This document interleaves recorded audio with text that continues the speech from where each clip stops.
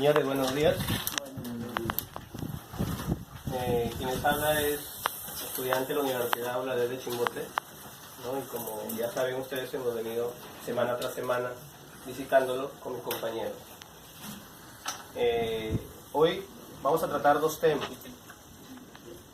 El primer tema es sobre violación sexual y el segundo tema es sobre estafa. Ahí se les entregó un tríptico con información que vamos a ir poco a poco trabajando. Quiero que mis compañeros aquí presentes, ellos van a resolver cualquier duda que ustedes tengan de este tema u otro, como me comentó Pedro, nuestro compañero. Bien, ahí en el tríptico, si ustedes pueden ver, está el delito de estafa, de violación sexual, que está en el artículo 170. El artículo 170 de este librito que llamamos Código Penal, ¿no? Entonces, en la información del tríptico dice que el término de violación sexual hace referencia al acto de coacción hacia una persona con el objeto de que lleve a cabo una determinada conducta sexual. Es decir, este delito va a tratar de una persona que no quiere tener una relación sexual, pero es obligada a la fuerza, ¿ya? A la fuerza física o también amenazándola de cualquier forma. Cabe mencionar que desgraciadamente en el Perú es uno de los países con más casos de violación sexual. El año pasado se dieron 25.068 denuncias sobre violación sexual, solo de violación sexual, ¿no? Y recordemos que esas son las denuncias que llegan, ¿no? Que se pueden contabilizar porque debe haber muchas personas que no denuncian estos actos. El gobierno se ha dado cuenta de que este es un problema que a todos a toda la sociedad está muy latente, muy presente, y que cada vez ha ido aumentando, como lo mencioné. Entonces el gobierno se reunió allá en el Congreso para ver de qué forma se puede solucionar o tratar de dar solución a este problema. Y lo que se hace, que esa voz de ustedes, el pueblo, es elevar las penas, ¿no? Entonces, actualmente se han elevado las penas y se han quitado todo tipo de beneficios sobre este delito, ¿no? Que antes había beneficios 2x1, que si tenía buena conducta se le reducía la pena. Entonces ahora eso ya se acabó, con el fin de que pueda haber una manera de contrarrestar este delito. Recordemos que siempre cuando sucede un delito de estos, lo primero que nosotros pensamos es pena de muerte, ¿no? Y es más, este tema de pena de muerte siempre es un caballito de campaña cuando hay elecciones presidenciales, ¿no? Recordemos que muchos candidatos, cuando estaban candidateando, valga la redundancia, para la presidencia, siempre hablaban de la pena de muerte de los violadores. Lo cual, pues en nuestro sistema jurídico no se puede dar. ¿Por qué? Porque nosotros estamos inscritos a derechos internacionales, ¿no? Respetamos desde la Constitución el derecho a la vida, y no se puede dar, ¿no? Tendría que ser todo un proceso para que se dé esto de la pena de muerte a un violador. No es tan fácil, ¿no? Pero lo que sí pueden hacer, y lo que han hecho, es elevar las penas. Allí en su tríptico, ¿verdad?, aparece el Código Penal peruano, el artículo 170, y específicamente dice lo siguiente, ¿no? Si pueden leerlo ahí conmigo. Dice: el que con violencia o grave amenaza obliga a una persona a tener acceso carnal por vía vaginal, anal u bucal, o realiza otros actos análogos introduciendo objetos o partes del cuerpo por alguna de las dos primeras vías. ¿Qué quiere decir esto? ¿No? La violación sexual se da por la introducción no solo del pene, sino también de cualquier objeto. Puede ser un plumón, un palo de escoba, cualquiera que trate que dañe a la persona, ¿no?, su integridad física. Entonces, por eso dice análogo. Análogo quiere decir algo parecido, ¿no?, que pueda también dañar, y que sea por la vía oral, vaginal o anal. Ahora, hay una gran diferencia, ahí dice en el tríptico, sobre la violación sexual y el abuso sexual, si se dan cuenta. A veces confundimos esos términos, ¿no? Escuchamos una noticia y todo lo vemos violación sexual, pero no es así. Hay que ver la diferencia de uno con otro. Y ahí dice, miren, violación sexual está en el lado izquierdo, véanlo ahí en su tríptico, y abuso sexual está en el lado derecho. Uso de la fuerza. ¿Quién va a usar fuerza? ¿La violación sexual o el abuso sexual? Es la violación sexual, porque el mismo término lo dice, ¿no? Violación, que actúa con violencia. Entonces dice, en la violación se emplea el uso de fuerza, intimidación o el uso de sustancias que ponen a la víctima en situación de vulnerabilidad.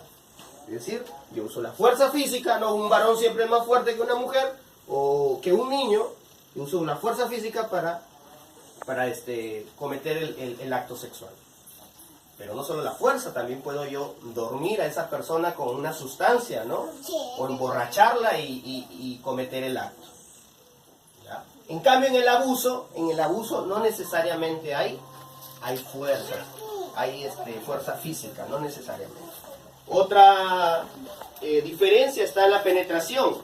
En la violación puede producirse la penetración oral, vaginal o anal. En cambio, en el abuso sexual no hay penetración, ¿no? Solamente existen aquí los tocamientos indebidos. Y otra son las penas.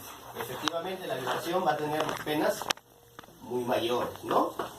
La violación se castiga con condena perpetua si la víctima tiene menos de 10 años, ¿no? Eso es lo que siempre hemos visto, justamente este caso de la niña de Lima, que la llevó este chico, este mozo, que a veces hablamos de estas personas, en la bicicleta que estaba y luego la quemó y todo eso. Desgraciadamente la niña ya tenía más de 10 años. No puede haber ahí cadena perpetua, pero sí se le podría dar hasta 35 años.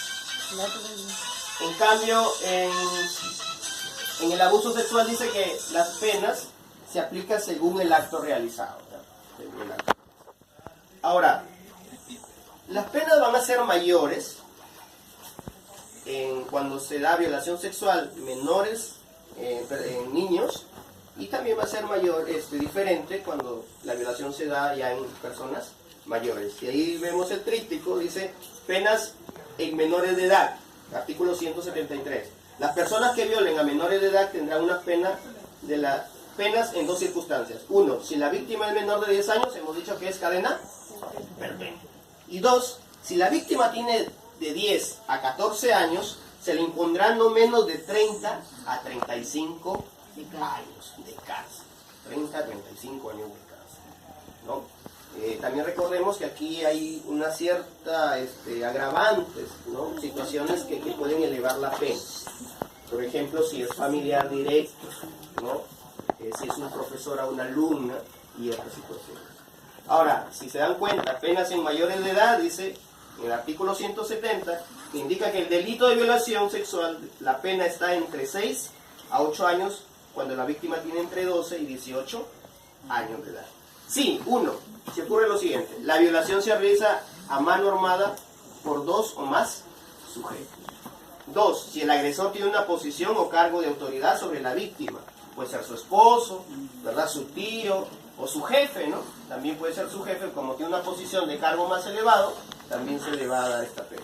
Si el delito fuera cometido por algún miembro de la Fuerza Armada, policía, serenazgo, si el autor conociera de que posee una enfermedad de transmisión sexual grave, ¿no? Es decir, si el violador sabe que tiene una enfermedad, una ITS, que ahora se llama una infección de transmisión sexual, ¿no? Puede ser un SIDA, una sífilis, sabiendo eso viola, también tiene pena mayor.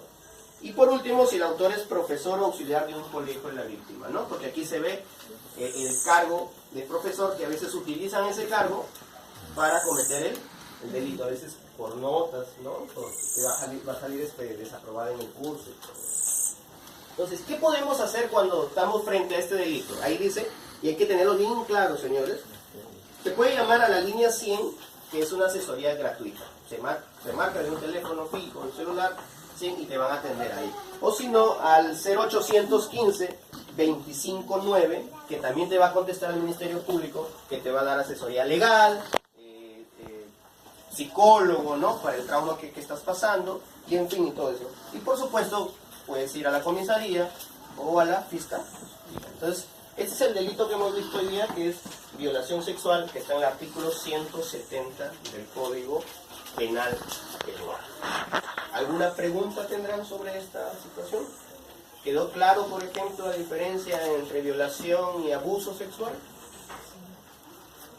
¿Alguna pregunta? Una consulta. Sí, dígame. Últimamente en las noticias justamente estuvo una polémica en el Congreso Ya. sobre eso de lo que estoy escuchando, porque justamente no se da, porque como es un país democrático y tiene que en los países internacionales, estuvo ese debate sobre eso de la castración química. Ya. La pregunta que yo, ya. O sea, que explique eso, por qué existió ese debate. Y algunos analistas dijeron que no debe aplicarse. Que no se debe aplicar y otros dicen que sí, ¿no? Sí, está el debate. Entonces, esta situación de la castración química es otra manera de poner un pare, como se dice, a estos abusos, ¿no? Elevar las penas y en otra situación,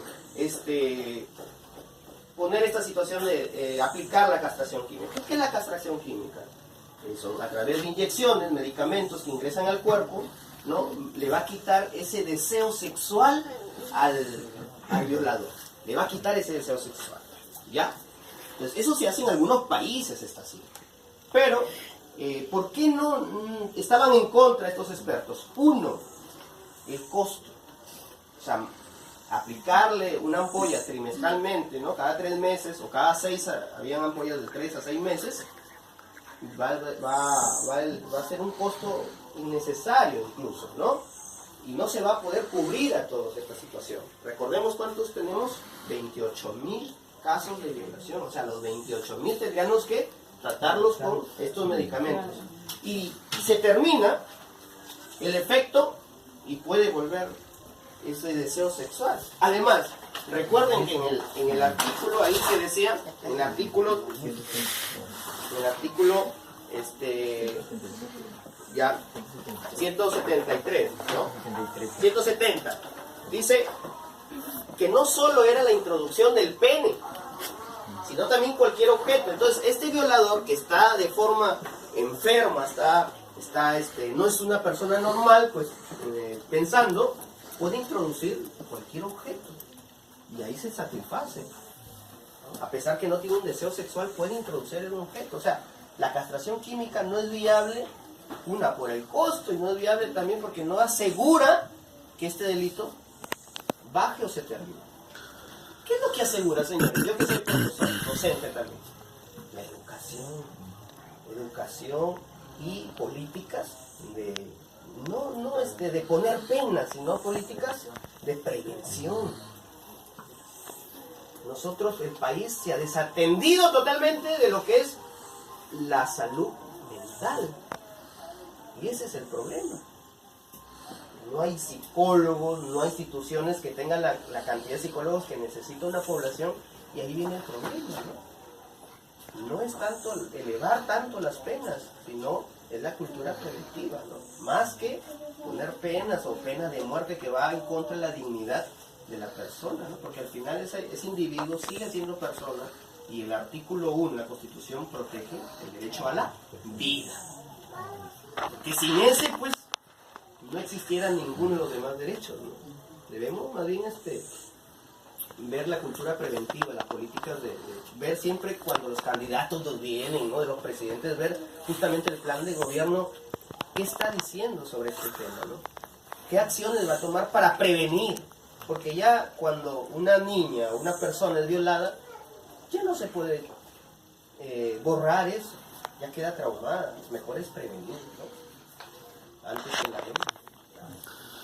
No sé si algún compañero quiere agregar algo. Yo quiero complementar algo con respecto a lo que ha dicho mi compañero. Además de los puntos que ha dicho mi compañero, o las razones por las cuales muchos legisladores estaban en contra de la castración química, es porque no tiene sentido. Porque si la persona, el violador, ya está en la cárcel, el hecho que le quitemos el deseo o se lo dejemos ahí ya no va a afectar directamente a la sociedad, porque el que ha cometido el delito ya está recluido en un centro penitenciario.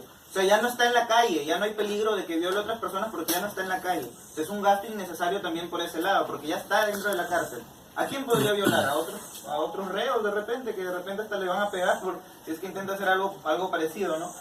Y por otro lado, también es cierto lo que dice mi compañero con el tema de que debemos de cultivar una política prevencionista. ¿Por qué?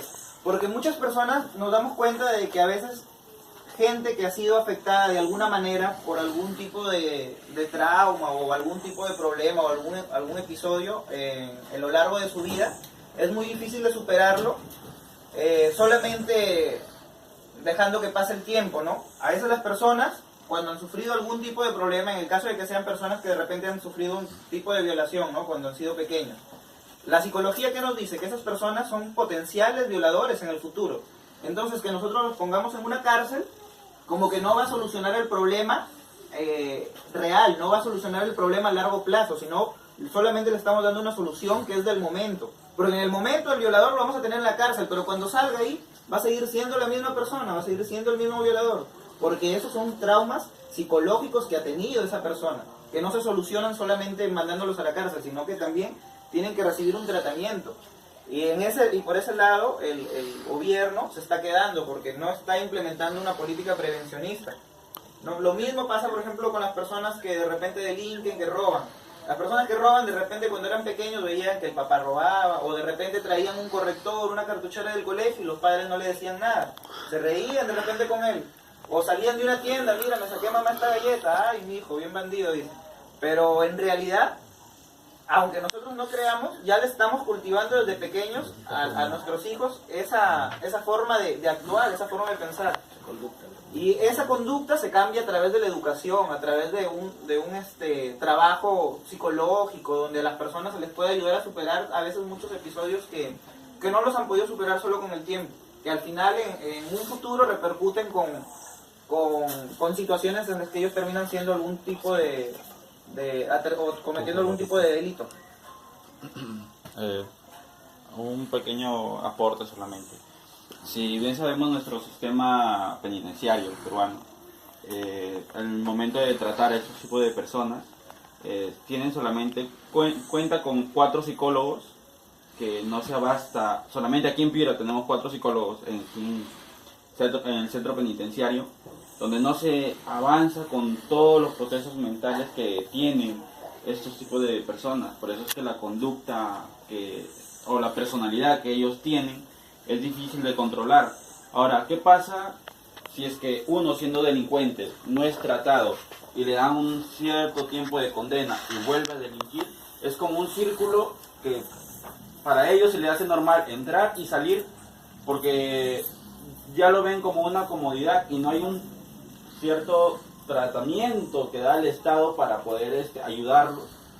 Y esos tipos de conducta, especialmente lo que son de violación sexual, deberían tomarse un poco más de importancia, porque ya mayormente a lo que vamos pasando el tiempo, se van viendo cosas que fuera de lo normal, que no se veían hace solamente 5 años o hace solamente unos 10 años atrás no se veían, de los abusos a niñas o bebés de recién nacidas, de las cuales actualmente se pueden ver atrocidades, pero por falta a veces del Ministerio Público, por no tipificar bien esa conducta, muchas veces estos tipos de personas salen a la calle normalmente, por solamente, a veces como existen malos profesionales en el derecho, también existen malos profesionales fuera.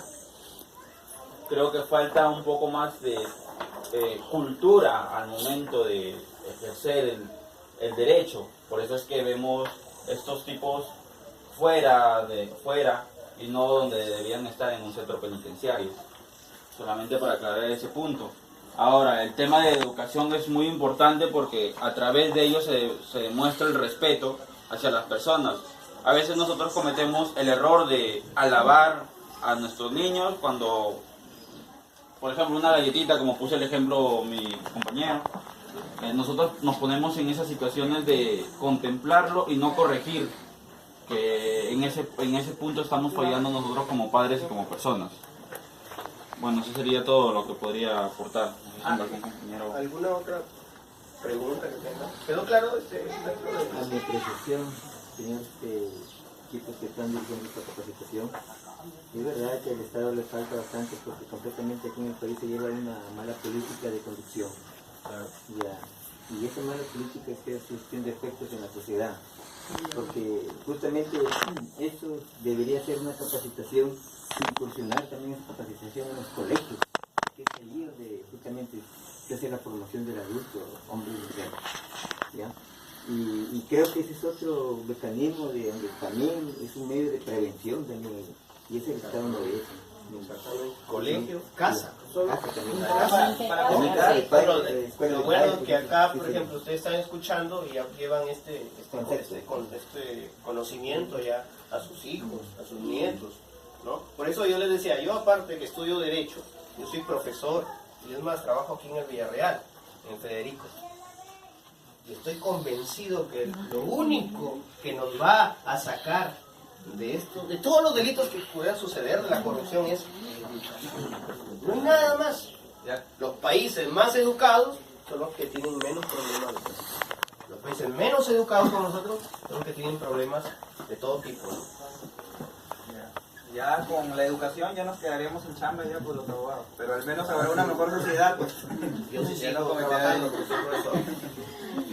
Bien, entonces... No, pero eso es un proceso largo, eso es Claro. claro. Solo con respecto a lo que usted dijo, solo para comentar, en algún momento, creo que hace 1 año o 2 años, el gobierno quiso implementar este tipo de trabajos en los colegios para que tengan psicólogos y eso, pero al final quedó como un elefante blanco el proyecto, no se concluyó. Alegaron muchas cosas, muchas razones. Pero... Disculpa, acá enseña usted. Claro. ¿En qué grado llega? ¿Con qué curso? Para que yo después- De comunicación. Tengo 5º y 4º año. 3 quintos. ¿Qué niño está estudiando? Ah, mi niña está en primero. ¿En qué grado? Ya cuando esté en cuarto ya no. No, porque ese es